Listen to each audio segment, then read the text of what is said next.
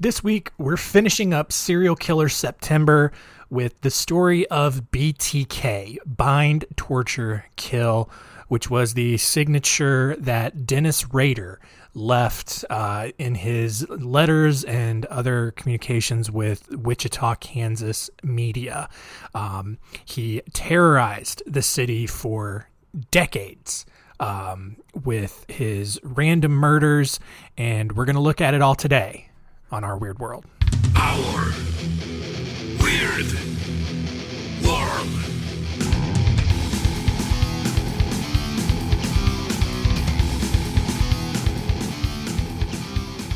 Welcome to Our Weird World. I'm your host, John Henson, and we made it through Serial Killer September. Last week's episode, that was a big one. That was a heavy one. This week, not necessarily as heavy, although it's still awful, still very disturbing and scary. But this is one of the more well-known serial killers in the United States. The story of the BTK, Dennis Rader, and let's just jump into it.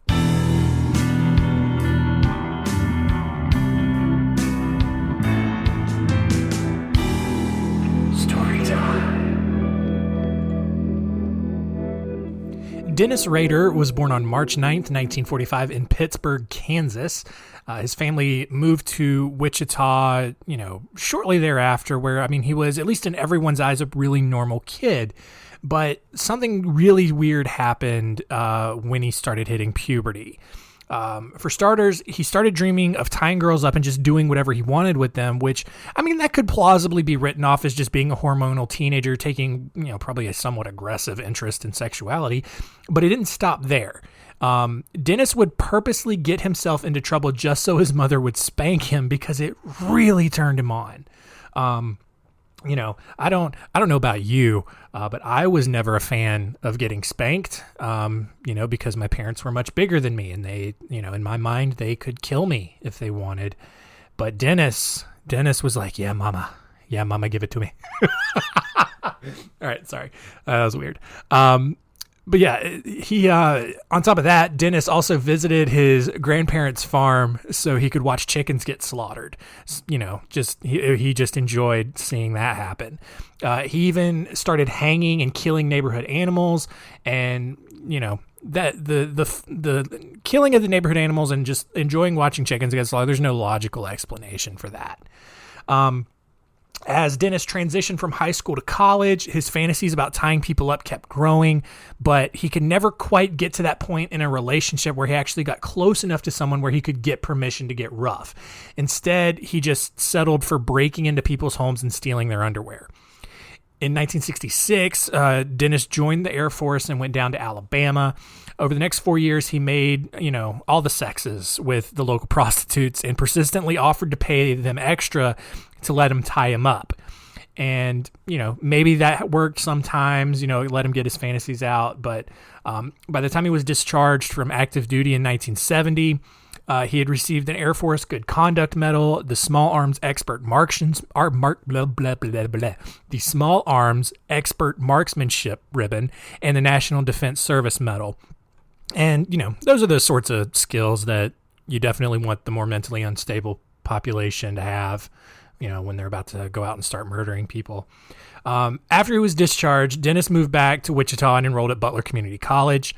One day, he reconnected with a former high school friend of his named Paula Dietz, and she was one of the girls that Dennis had fantasized about tying up and raping in high school, but now things were different, and the two actually ended up getting married and raising a family. Over the next 3 years, Dennis worked several different jobs, including at Cessna, who is one of the bigger airplane manufacturers. But when the oil crisis hit, he was let go. But instead of trying to find another job, Dennis somehow managed to kind of trick Paula, and he just started driving around neighborhoods and stalking people.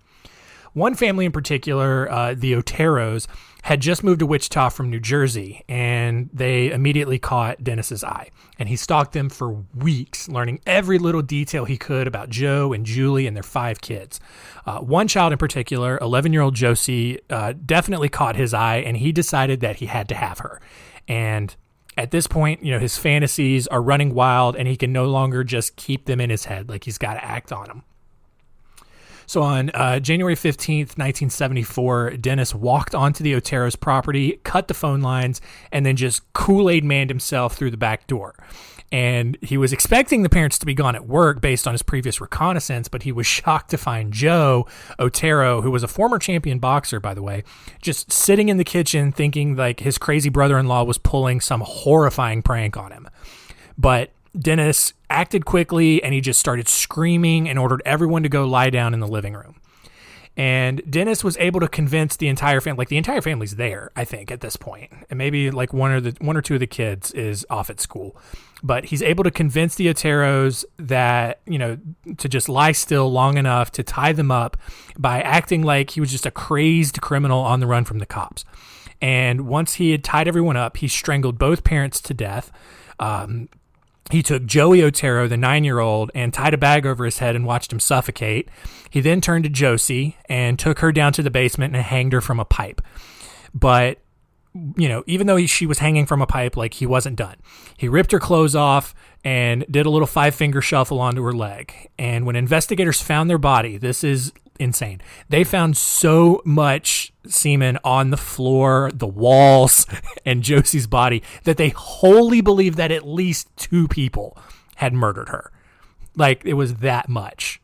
To just, like, the fact that it was on the walls, and I feel kind of bad for laughing, but like, just walking just sprayed all over the place. Like, I realize like a small girl has just been murdered here, and that's horrible. But something just about the visual, it's a disgusting visual, but just all over the walls and all over the floor. And the cops are just like, no, that was at least 2. Like, it would take at least 2 guys to get that much out. 3 even. I mean, maybe 4, I don't know. But definitely not one guy could do this, no way. Anyway, sorry. I'm getting really bad about going off on these tangents, and it's only going to get worse over time. I can see it coming. Anyway, 3 months later, after the Oteros had been murdered, Dennis broke into 21-year-old Catherine Bright's home and hid inside her bedroom. She arrived home a short time later with her 19-year-old brother named Kevin. Dennis had been started stalking Catherine not long after he had murdered the Oteros, but he didn't expect Kevin to be with her when she got home, but still, it didn't matter. Dennis jumped out of the bedroom, pointed a gun at Catherine and her brother, and using the same plot line of just being a crazed criminal on the run, forced both of them into the bathroom. However, Dennis hadn't bothered to bring his own rope to tie them up, so he raided Catherine's bedroom and brought an assortment of clothing items back. He forced Kevin to tie up his sister, and then Dennis in turn tied up Kevin. But Kevin he wasn't having any of it. He easily ripped himself out of the pantyhose restraints on his legs and started running towards Dennis. And as Kevin charged at him, Dennis pulled out his pistol and shot Kevin right in the face. And Kevin, at that point, dropped to the floor in a pool of blood. And like any good murderer, Dennis kind of kicked Kevin's limp body just to make sure he was dead, because I guess that's what they teach in the military. But shockingly, Kevin jumped up from the floor, broke out of the bindings on his wrists, and then grabbed Dennis's gun. And the two started wrestling over it before Dennis ultimately gained control and shot Kevin in the face again. And this time, sure, like, Kevin's got to be dead. Like, you don't get shot in the face twice and live. So Dennis went back in to finish off Catherine. But Catherine put up a fight too, and she wrestled herself free from the restraints as Dennis just beat and stabbed her over 11 times. And in the midst of his stabbing, Dennis heard a noise, and he ran out to the living room and saw the open front door, which was odd because he had definitely waited for Catherine to close the door before he jumped out and attacked them. And so he ran out into the street and saw Kevin, 2 bullet holes in his face, just running up the street to get help. Back inside, Catherine, at that point, Dennis ran away, and Catherine unfortunately died from her wounds. But Kevin ended up living, which is insane, and he gave police a description of the attacker. Unfortunately, though, police weren't able to do much since the physical description of Dennis matched practically every guy in Wichita at the time. He was balding, aviator glasses, bad facial hair, just a perpetual frown from living in the middle of nowhere. And there was nothing the police could do. But Dennis didn't know that. He quickly left the scene, went to his parents' house, cleaned up, and returned home to his own family, where he acted as if nothing had happened. And he kind of laid low for a while. After those 2 murders, he began reading the Wichita Eagle every day for references to his crimes. And eventually he started to realize that no one knew who it was, and that made him happy. However, 3 men who were already in prison for different crimes started taking credit for the murders, and that pissed him off. Dennis called Don Granger, a columnist for the paper, and told him that there was a letter hidden in the book in the public library that detailed the Otero murders. And in it, he described the scene in perfect detail. He also signed the letter BTK, which stands for bind, torture, kill, which was his signature method of murder. And at that point, because of all the detail, people realized, okay, the guy's in prison, couldn't have done that because, there was no way they could have gotten out and gone to the library to write that letter. So everyone knew that the killer was still on the loose. And that made Dennis happy again. After he wrote that letter, Dennis found a job at ADT, which is, the biggest home security company in the country. And people in Wichita had started really freaking out over the violent murders and had begun signing up for security service just in droves. And this worked out perfectly for Dennis, who was able to stalk his victims by installing their own security systems. All right. Look, not going to lie, I'm doing pretty good in life. I have a security system. I got security system money, guys. And I thought about this. I was watching the guy install my security system, and I was just like, buddy, you better not be rigging it so that you can then turn around and stalk me at night or when I'm gone, or, break into my house and then jump out of the bathroom and try to murder. Because he was bigger than me. He could probably take me, and I'm a pretty big dude, but he could probably have taken me if he wanted and killed me. But, anyway. By 1977, Dennis was getting pretty cocky. After 2 more murders, he called the Wichita police from a payphone and told them where they would find his most recent victim, Nancy Fox, and that she was dead in her bedroom. Police recorded the call, and the entire conversation was replayed over and over in the Wichita media for the next few days, but somehow no one was able to recognize Dennis's voice over the phone. The next year, Dennis sent another letter to the Wichita Eagle describing the Otero murders, as well as 3 other murders that he had committed. After that letter was published, women throughout Wichita began checking their phones every day to make sure the lines hadn't been cut, and more people began signing up for ADT, which meant more work for Dennis. In April 1979, Dennis was preparing to graduate from Wichita State University when he broke into 63-year-old Anna Williams' house. Anna had recently lost her husband, which Dennis knew quite well considering he'd been stalking her for several weeks at this point. And Dennis waited inside her house for several hours, but this time Anna never showed up. So 2 months later, Dennis mailed Anna a package with a creepy poem titled, "Oh, Anna, why didn't you appear?" And I think you can find this poem online somewhere.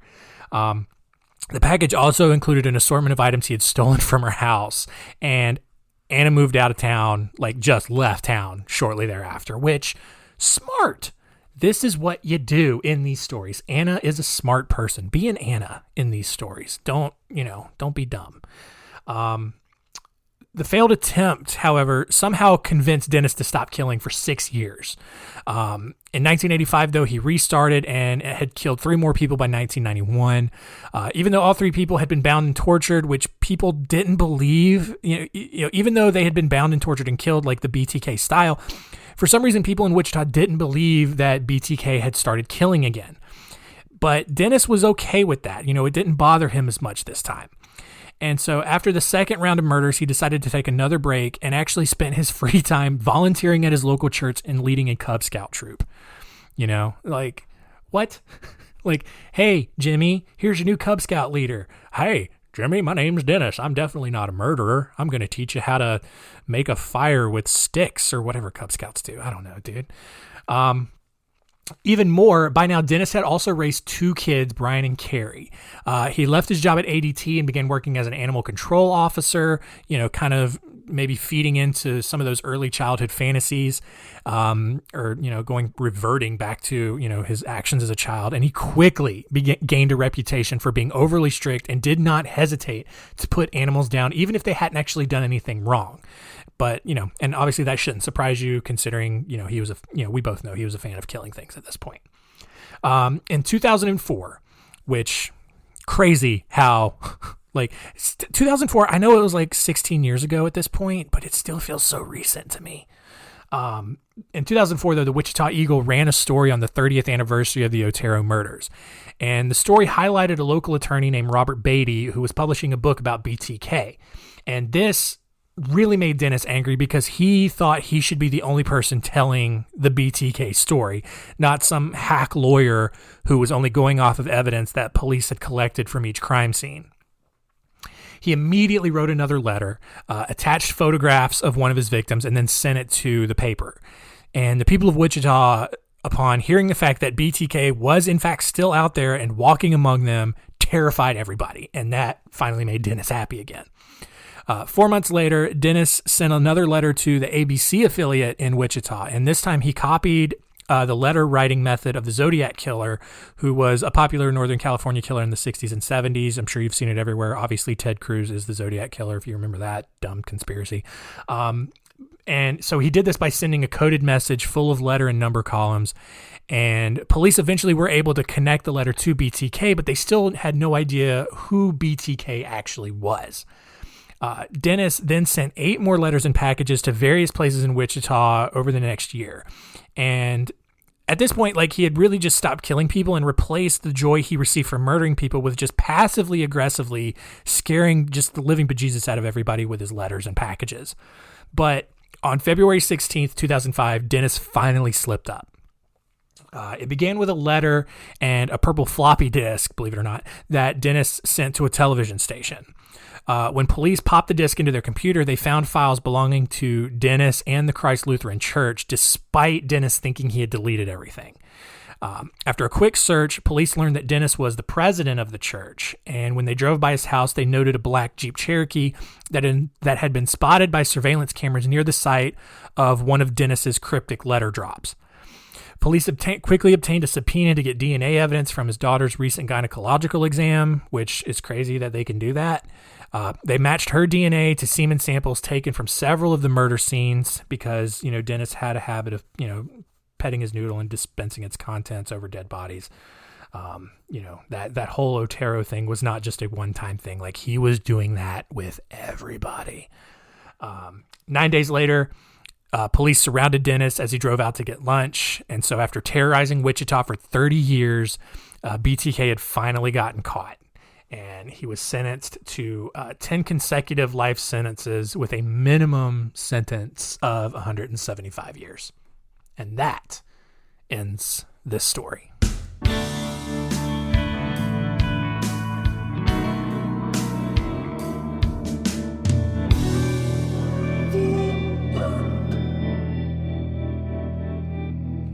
So there we go. We made it through September, serial killer September. I'm so burned out right now. That's it. Yeah. BTK, Dennis Rader. Just a pretty run of the mill serial killer, honestly, based on all of the research I've done. Had a weird childhood. Something went wrong in his brain. Very violent, and ended up acting it out. Great move on his part to find a loophole in the system by installing people's own security system so that he could then just stalk them even more. Fantastic move on his part. But other than that, let's see what we learned today.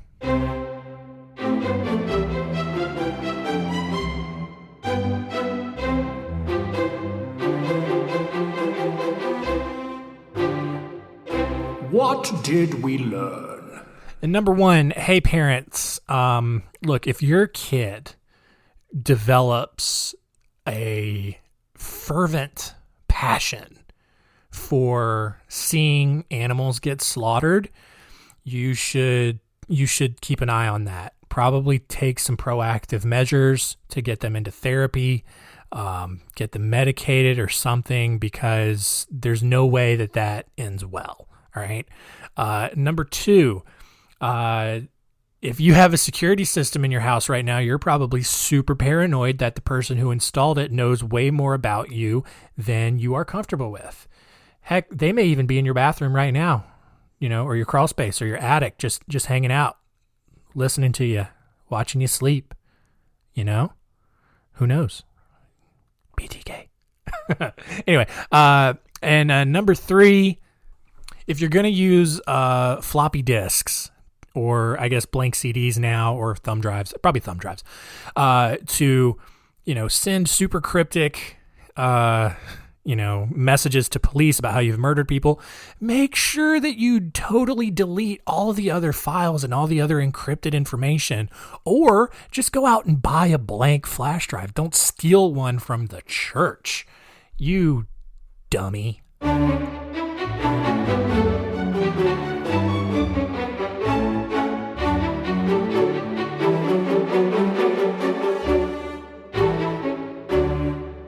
Next week on Our Weird World, we are jumping into October, which means Halloween, which means it is going to be 4 weeks of spooky things. Yay! Woo! I don't know, man. Next week, we're going to talk about witches. A bunch of stories. Witches. We're going to cover Malleus Maleficarum, Margaret Matson, George Burroughs, Giles Corey, Susanna Martin, and the Bell Witch from Tennessee. It's going to be fun. It's going to be spooky. Lots of good scary stories to get you in the mood for Halloween. So thank you all for listening. Tell all your friends and keep it weird.